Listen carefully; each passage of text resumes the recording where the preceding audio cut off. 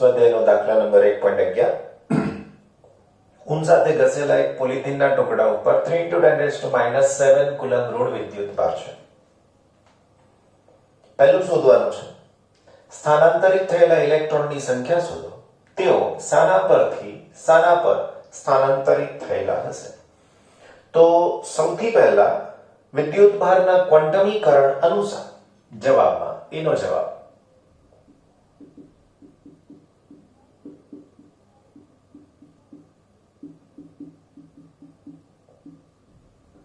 મને સૂત્ર જોઈએ છે Q તો એની. હવે મને n શોધવાના છે તો હું આના ઉપરથી જ લખી દઉં કે માટે n = Q ના છેદમાં E. હવે માટે n શું બતાવે છે તો કે ઇલેક્ટ્રોનની સંખ્યા બરાબર Q 3 × 10⁻⁷ ડિવાઇડ બાય 1.6 × 10⁻⁹. આ વિદ્યુત ભાર ઋણ છે એટલે હું લઈશ માઈનસ. ઇલેક્ટ્રોન પર પણ વિદ્યુત ભાર માઈનસ છે. વાલાવાનો જવાબ તમે શોધશો તો n = અરાઉન્ડ તમને આન્સર મળશે 1.875 × 10⁻². આન્સર થઈ ગયો. કેલ્ક્યુલેટર થી ગણી શકો છો આન્સર તમે. મતલબ એટલે કે હવે જો પોલિથીન ઋણ વિદ્યુત ભારિત થયું, જેને ઇલેક્ટ્રોન મેળવે એ ઋણ બને. એનો મતલબ શું થયો કે ઊન ઇલેક્ટ્રોન ગુમાવશે અને પોલિથીન ઇલેક્ટ્રોન મેળવશે. તો આ બીજા પ્રશ્નનો જવાબ એની અંદર થઈ ગયો. એટલે કે ઊન 1.875 × 10⁻12 જેટલા ઇલેક્ટ્રોન ગુમાવે છે, જે કોણ મેળવશે તો કે પોલિથીન. જે પોલિથીન મેળવે છે. એટલે ઇલેક્ટ્રોન શેના ઉપરથી શેના ઉપર ગયા તો કે ઊન પરથી પોલિથીન પર ગયા. હવે બી નો જવાબ મેળવવાની કોશિશ કરીએ. ઊન થી પોલિથીન તરફ દળનું સ્થાનાંતર થયેલ છે તો જવાબ હા આવશે, કારણ કે ઇલેક્ટ્રોનની પાસે પોતાનું દળ છે. એટલે જો ઇલેક્ટ્રોન આપે તો જેણે મેળવ્યા એનું દળ વધે અને જેણે આપ્યા એનું દળ ઘટે. એનો મતલબ કે ઊનથી પોલિથીન તરફ દળનું સ્થાનાંતર થયેલ છે તો જવાબ આવશે હા. ઊનથી પોલિથીન તરફ દળનું સ્થાનાંતર થાય છે. હવે આ દળ કેટલું તો એ શોધવું પણ સહેલું છે. માટે સ્થાનાંતરિત દળ, જેને હું એમ કહું તો આવું થાય n × માસ ઓફ ઇલેક્ટ્રોન. આ n એટલે જ આ સંખ્યા અને me એટલે ઇલેક્ટ્રોનનું દળ. તો હવે 1.875 × 10⁻12 me નો મતલબ માસ ઓફ ઇલેક્ટ્રોન જાણો છો એ પ્રમાણે 9.1 × 10⁻31. તો આ બંનેનો ગુણાકાર કરી દઈએ તો એના આન્સરમાં થઈ શકશે m આ બેનો ગુણાકાર થઈને જે આન્સર મળશે તે 17.0625 × 10⁻19 kg. એનો મતલબ કે આ દળ તમે જુઓ તો બહુ જ ઓછું છે. ઓછું દળ એટલે લગભગ નહિવત છે, એટલે આપણને નોર્મલ અનુભવ થઈ શકતો નથી. સ્વાધ્યાયનો દાખલા નંબર 1.12. કોપરના અલગ કરેલા બે ગોળાઓ A અને B ના કેન્દ્રો વચ્ચેનું અંતર 50 સેન્ટીમીટર છે. દરેક પરનો વિદ્યુત ભાર 6.5 10⁻⁷ કુલમ હોય તો તેમની વચ્ચે પરસ્પર લાગતું અપાકર્ષણ બળ કેટલું હશે? A અને B ના અંતરની સરખામણીએ તેમની ત્રિજ્યાઓ અવગણી શકાય તેવી છે. ભલાઉ દાખલો પ્રમાણમાં બહુ સહેલો કહેવાય આટલું બધું શીખ્યા પછી. એટલે જસ્ટ સીધી ગણતરીના જવાબની વાત કરીશું આપણે. સૌથી પહેલા બે ગોળા વચ્ચે લાગતું અપાકર્ષી બળ સૂત્ર ડાયરેક્ટ લખી શકીએ છીએ F is equal to K Q square upon R square. હવે જે માહિતીની જરૂર છે તો ઓલરેડી આપણી પાસે છે જ, જેમ કે K 9 into 10 raised to 9 SI એકમની જરૂર નથી એટલા માટે નથી લખતા. વિદ્યુત ભાર છે Q is equal to 6.5 10 raised to -7 coulomb. અંતર જુઓ 50 સેન્ટીમીટર છે, મીટરમાં કન્વર્ટ કરશો તો 0.5 મીટર થઈ જશે. વાલાઓ ગણતરી તો બહુ સહેલી થઈ ગઈ ને હવે. F is equal to K 9 into 10 raised to 9. Q નો સ્ક્વેર તો 6.5 10 raised to -7 અને એનો સ્ક્વેર ડિવાઇડ બાય 0.5 અને એનો પણ સ્ક્વેર રહેશે. હવે આટલા જે માહિતી મેળવી કેલ્ક્યુલેટર થી સરળથી જવાબ મળી જાય. પહેલા 10 ની ઘાત એડજસ્ટ કરી લો, પછી ભાગાકાર, તો એનો જવાબ જે આપણને મળે છે તે 15.21 into 10 raised to -3 બળ શોધ્યું એટલે એકમ થાય ન્યૂટન. જો મારે એક જ પોઈન્ટમાં આન્સર લખવો છે, નેસેસરી નથી, જવાબ આ પણ સાચો છે, તેમ છતાંય F is equal to 1.521 10 raised to -2 newton. તો આ તમારા પહેલા ભાગનો જવાબ થઈ ગયો. રાઈટ. નાઉ સેકન્ડ પાર્ટ. જો આ દરેક ગોળા પરનો વિદ્યુત ભાર બમણો કરવામાં આવે છે, એનો મતલબ શું થયો? તો B શોધવા માટે ગોળા પર વિદ્યુત ભાર બમણો કરતા, એટલે નવો વિદ્યુત ભાર હોય ને હું Q' કહું તો એ પહેલા કરતા ડબલ થયો એટલે 2Q થયો. તેમની વચ્ચેનું અંતર અડધું કરવામાં આવે છે, એટલે અહીંયા લખીએ અંતર અડધું કરતા, તો R' is equal to R/2. વલાવ સૂત્ર આવું જ કંઈક થશે. તો માટે બીજી સ્થિતિમાં બળ, એ બળને નામ આપી દો F'. તો F' is equal to K, અહીંયા આવશે Q' નો સ્ક્વેર ડિવાઇડેડ બાય R' નો સ્ક્વેર. રાઈટ. તો હવે થશે K Q' 2 અને Q, તો 2 નો વર્ગ 4 અને Q નો વર્ગ Q સ્ક્વેર. રાઈટ.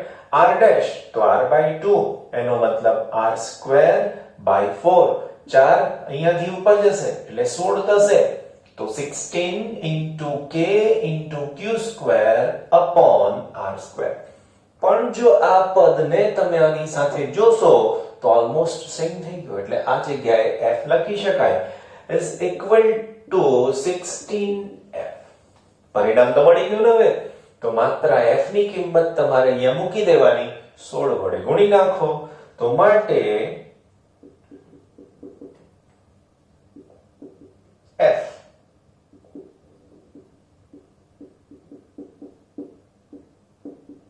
રાઈટ. તો ચલો answer F' is equal to 0.24 newton થઈ શકશે. આનો ગુણાકાર આની સાથે 10 ની ઘાતને એડજસ્ટ કરી લો તો આ જવાબ થઈ ગયો. સહેલા દાખલા છે, માત્ર એક જ વખતની પ્રેક્ટિસ તમને આન્સર આપી શકે છે. પણ તમારી લાગણી આ બે વાક્યો જે વચ્ચે લખતા હોઈએ છે ત્યાં તમે રોકાઈ જાઓ છો, એવું નહીં થવા દેવાનું. આ સમજો છો તો એ લખાણ પણ વચ્ચે લખતા રહીશું, બોર્ડની એક્ઝામમાં તકલીફ ન પડે, પૂરા માર્ક્સ આપણને મળી શકશે. Thank you. વધેનો દાખલા નંબર 1.3. રકમ આગળની થોડીક જે છે ને શરૂઆતનો પોર્શન એ સ્વાધ્યાયના દાખલા નંબર 1.12 ની સાથે જ, એટલે એનો પહેલો ભાગ આવો છે. જો ધારો કે સ્વાધ્યાય 1.12 માંના બંને ગોળાઓને, એટલે આપણે આગળનો ભાગ અહીંયા લખી નાખ્યો. જો કોપરના અલગ કરેલા બે ગોળાઓ A અને B ના કેન્દ્ર વચ્ચેનું અંતર 50 સેન્ટીમીટર, દરેક પરનો વિદ્યુતભાર આટલો છે. પછી જોડી દીધું કે બંને ગોળાઓ એક સમાન માપના છે. ત્રીજો તેમના જેવો જ પણ વિદ્યુતભાર રહિત ગોળો પ્રથમ ગોળા સાથે સંપર્કમાં લાવી ત્યારબાદ બીજા ગોળા સાથે સંપર્કમાં લાવી તે બંનેથી દૂર કરવામાં આવે છે. હવે A અને B વચ્ચેનું નવું અપાકર્ષણ બળ કેટલું હશે? અંતર બદલવાની ના પાડી છે, કોઈ ઉલ્લેખ થયો નથી, અંતર ચેન્જ કરવાનું રહેતું જ નથી. તો હવે સિસ્ટમને થોડીક સમજવાની કોશિશ કરીએ. તો અહીંયા આવું લખી શકીએ, પ્રારંભમાં QA is equal to QB is equal to 6.5 into 10 raised to minus 7 coulomb. બરાબર? હવે શું કીધું? તો કે ત્રીજો તેમના જેવો જ પણ વિદ્યુતભાર રહિત ગોળો પ્રથમ ગોળા સાથે સંપર્કમાં લાવી છૂટો પાડવામાં આવે છે. હવે ધ્યાન રાખજો, ત્રીજો ગોળો C છે, રાઈટ? હવે શું કરવાનું છે ધ્યાન રાખજો, આ A અને આ C બેનો સંપર્ક કરાવ્યો તો આની પર વિદ્યુતભાર QA છે, આની ઉપર વિદ્યુતભાર નથી એટલે હું લખી દઉં Q is equal to 0. હવે બંનેને છૂટા પાડી દેવાના છે. કોને? A અને B ને. હવે જો A અને B ને છૂટા પાડી દઈએ છે તો આ બંને પર વિદ્યુતભાર કેટલો આવશે? તો સંપર્કની રીત ખબર છે ને? બસ, તો એ પ્રમાણે શું થઈ શકશે? તો કે હવે અહીંયા B અહીંયા આવે, અહીંયા C આવશે. હવે A અને C પર વિદ્યુતભાર જેને હું નામ આપું Q1, તો Q1 is equal to QA plus 0 divided by 2. હવે QA એટલે આ છે, Q0 છે C પરનો વિદ્યુતભાર, તો હવે થઈ શકશે આના આન્સરમાં 6.5 into 10 raised to minus 7 divided by 2. 0 લખવાની જરૂર રહેતી નથી. 6.5 નો અડધા શું થઈ શકશે? હાફ. તો આનો આન્સર થઈ શકશે 3.25 into 10 raised to minus 7. તો આ Q1 હવે આને મળી શકશે એટલે હું અહીંયા લખી શકું Q1 અને આને લખી શકું Q1. હવે Q1 જો મને મળી ગયો છે ત્યાર પછી વાત છે, ત્યારબાદ બીજા ગોળા સાથે સંપર્કમાં લાવી તે બંનેથી દૂર કરવામાં આવે છે. એનો મતલબ કે C નો સંપર્ક હવે B સાથે કરવામાં આવે છે. હવે ગોળા C ને B સાથે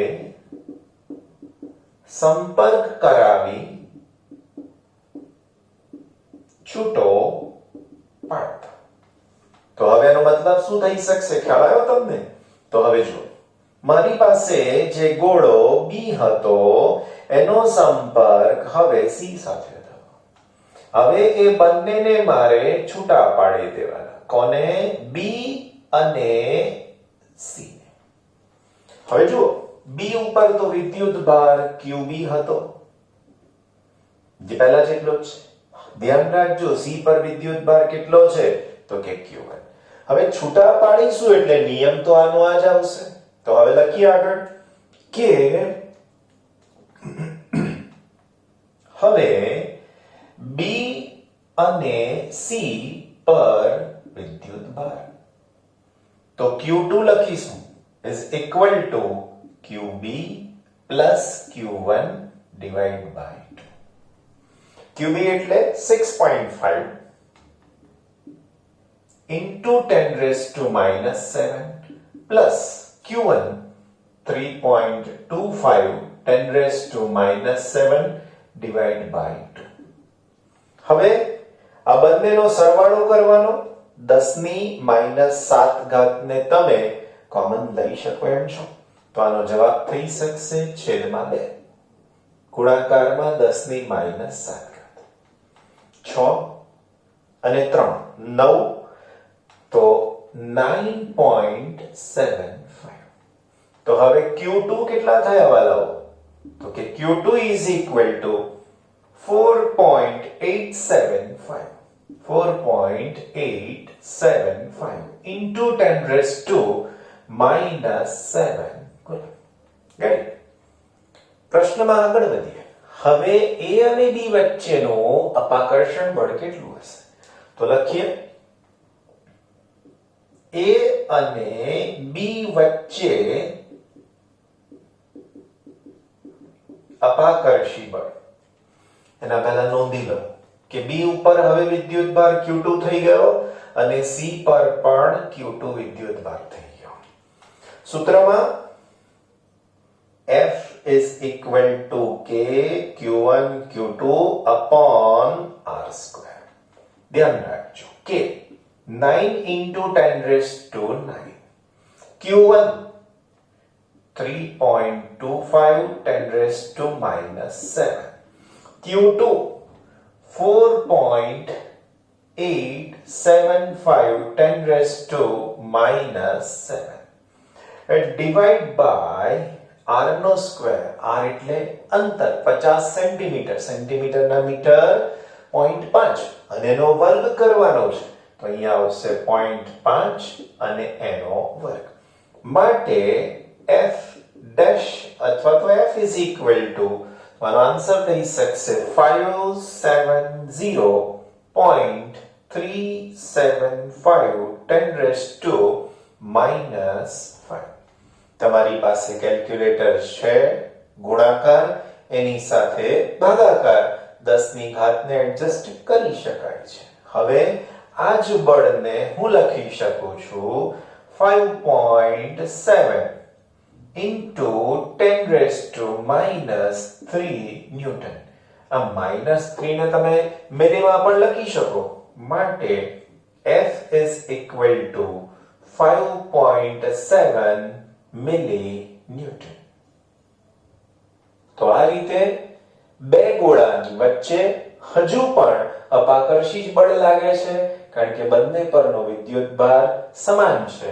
તો આ બળ પણ અપાકર્ષી જ છે, કારણ કે આપણને મૂલ્ય જ શોધવાનું કીધેલું છે. માટે વધારાના સ્વાધ્યાયના પણ દાખલા સોલ્વ કરાવીએ છીએ. ધોરણ 11 યાદ છે, એક પણ દાખલો આપણે છોડતા નથી. રાઈટ? વધારાનું સ્વાધ્યાય ઉદાહરણ તમામ ફિઝિક્સમાં તમારા દિવ્ય સર તમને સોલ્વ કરાવે છે. 1.31 વધારાનું સ્વાધ્યાય છે. પ્રશ્ન છે, થોડોક લાંબો છે, પણ છેલ્લે ટૂંકમાં એક જ વાક્યમાં હું કહી દઈશ કે આમાં શું શોધવાનું છે.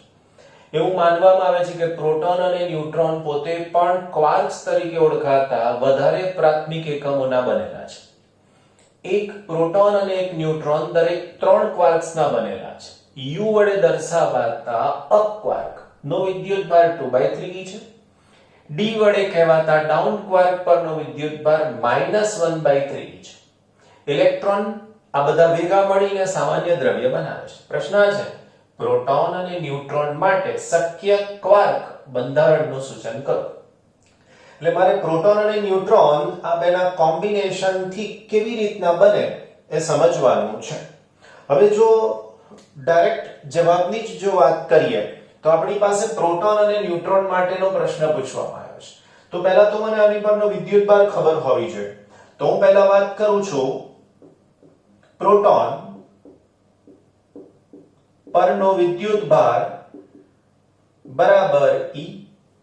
એવી જ રીતે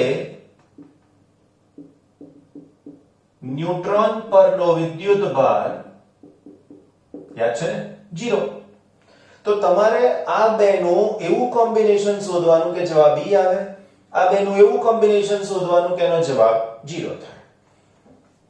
હવે હું કોમ્બિનેશનની જ્યારે વાત કરું છું ત્યારે મને એવું ઓલરેડી ખબર જ છે કે અપ ક્વાર્ક પરનો વિદ્યુતભાર 2/3e અને ડાઉન ક્વાર્ક પરનો વિદ્યુતભાર -1/3e છે. છતાંય લખી નાખીએ.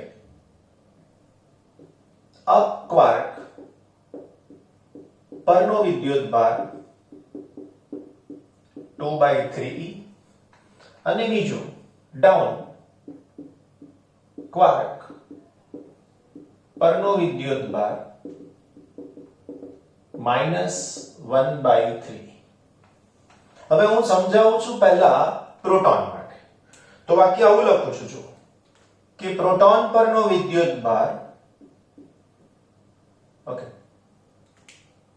પહેલા આપણે એવું માની લઈએ કે મને ખબર નથી, એટલે હું ધારી લઉં છું કે ધારો કે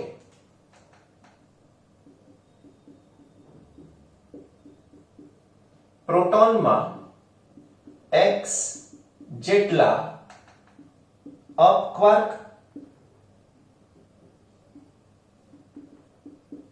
અને 3 x જેટલા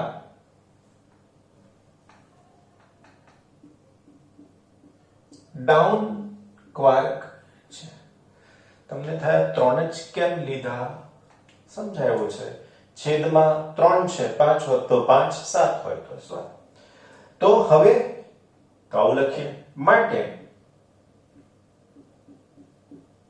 પ્રોટોન પરનો વિદ્યુત ભાર બરાબર અપ ક્વાર્કનો વિદ્યુત ભાર પ્લસ એવી જ રીતે ડાઉન ક્વાર્ક પરનો વિદ્યુત ભાર.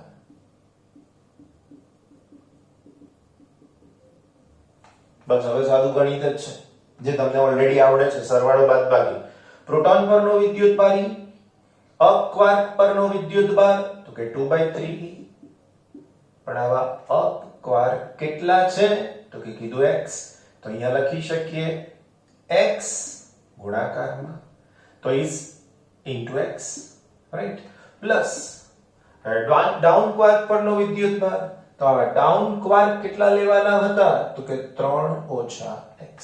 તો હવે આની સાથે મારી પાસે આવશે -1/3 into E અને એની સાથે આવશે 3 - x.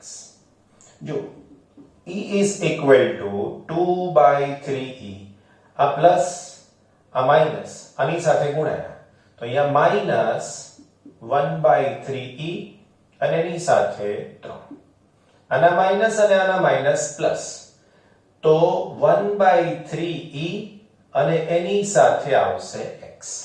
આ 3 અને 3 કેન્સલ થઈ જાય. હવે આનું સાદું રૂપ હજુ પણ જો આપણે આપવા માંગીએ તો આ પદમાં ખાલી -e રહ્યા, 2/3E અને 1/3E આની સાથેના x પણ હજુ લખવાના બાકી છે. તો હવે થઈ શકશે 2/3 E અને x, E અને x plus 1/3 EX minus E. હવે છેદ સરખો છે, અંશનો સરવાળો થાય. આ માઈનસ વાળું પદ હું ડાબી બાજુ લાવું તો અહીંયા થશે E plus E is equal to છેદ સરખો, અંશનો સરવાળો 2 + 1 3, તો 3 ના છેદમાં 3 અને એની સાથે EX. માટે આના ઉપરથી E plus E તો 2E is equal to 3 અને 3 કેન્સલ, is equal to અહીંયા થઈ શકશે EX કેન્સલ, તો આનો જવાબ થઈ ગયો હવે. માટે x is equal to 2. હવે આ x is equal to 2 મળ્યા એનો મતલબ કે અપ ક્વાર્ક x જેટલા છે તો 2 મળશે. માટે અપ ક્વાર્ક x બરાબર 2 જેટલા અને ડાઉન ક્વાર્ક 3 - x બરાબર 3 - 2 is equal to 1 જેટલા હશે.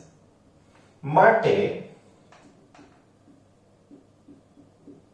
પ્રોટોનનું બંધારણ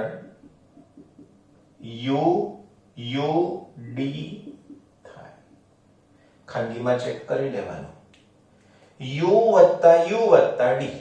U એટલે 2/3E પ્લસ બીજો U એટલે 2/3E minus 1/3E down quark પરનો વિદ્યુત ભાર. આનો જવાબ પણ જો તમે મેળવશો ને તો તમને પણ આ જ આન્સર E મળી શકશે, જે પ્રોટોન પરના વિદ્યુત ભાર જેટલો હતો એટલો જ તમને મળી શકશે. હાલમાં શોધ્યો આપણે પ્રોટોન પરનો વિદ્યુત ભાર, બરાબર. દાખલાનો એ જ ભાગ છે, આગળ વધારી જો ને. ન્યુટ્રોન પરનો વિદ્યુતભાર શોધવો છે. તો ન્યુટ્રોન પર તો વિદ્યુતભાર કેટલો છે? તો કે 0. તો આગળની જેમ વિચારણા કરીએ. જુઓ, ધારો કે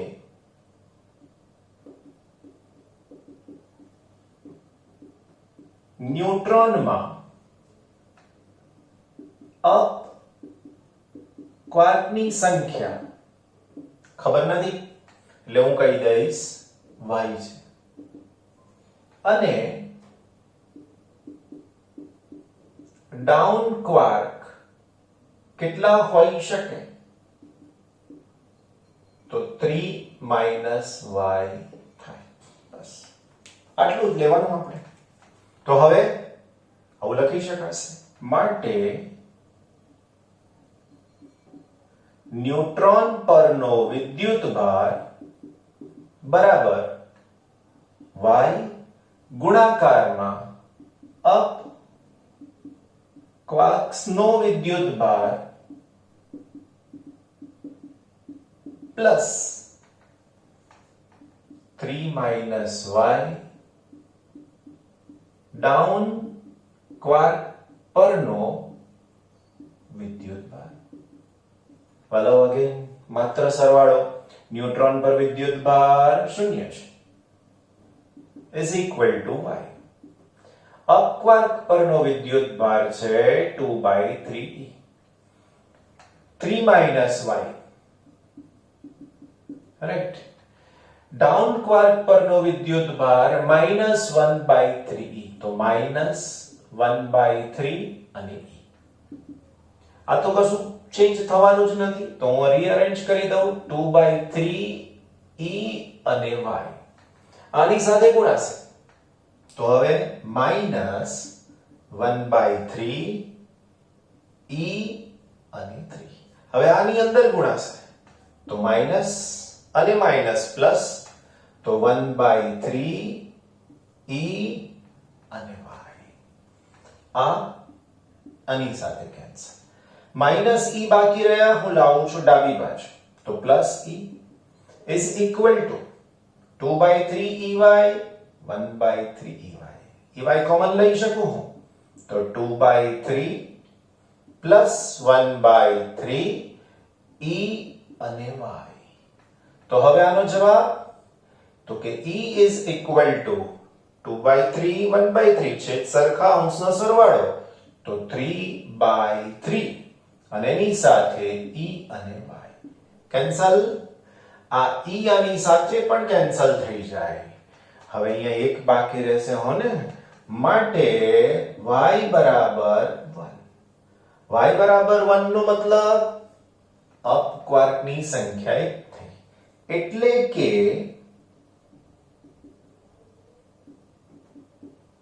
ન્યુટ્રોનના બંધારણમાં y બરાબર 1 અપ ક્વાર્ક અને 3 માઇનસ y બરાબર 3 માઇનસ 1 બરાબર 2 ડાઉન ક્વાર્ક છે. એટલે કે ન્યુટ્રોનનું બંધારણ શું થયું હવે?